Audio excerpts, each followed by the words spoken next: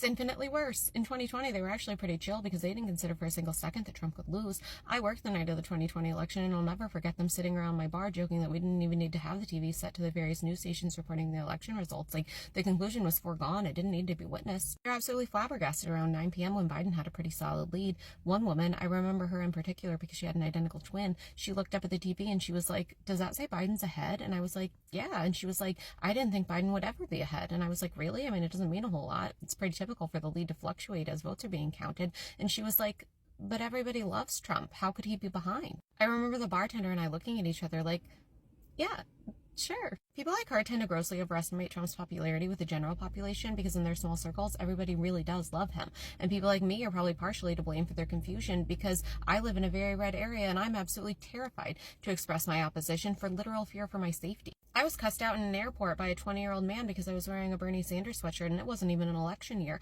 That changed me as a person. That used to be my favorite sweatshirt. It's been hanging in my closet ever since. Customers will tell me that Trump's loss was obviously fraud because they see tons of Trump signs and they never see Biden signs or now Harris signs. But the thought of putting a Harris sign in my front yard chills me to the bone. Frankly, I don't feel safe making this video. In 2020, my husband put a sign in our front yard that said, "Presidents are temporary, Wu-Tang is forever," and I was afraid of that. People probably think I'm being dramatic, but Sheriff Zukowski in Portage County, Ohio validated my fears 100%.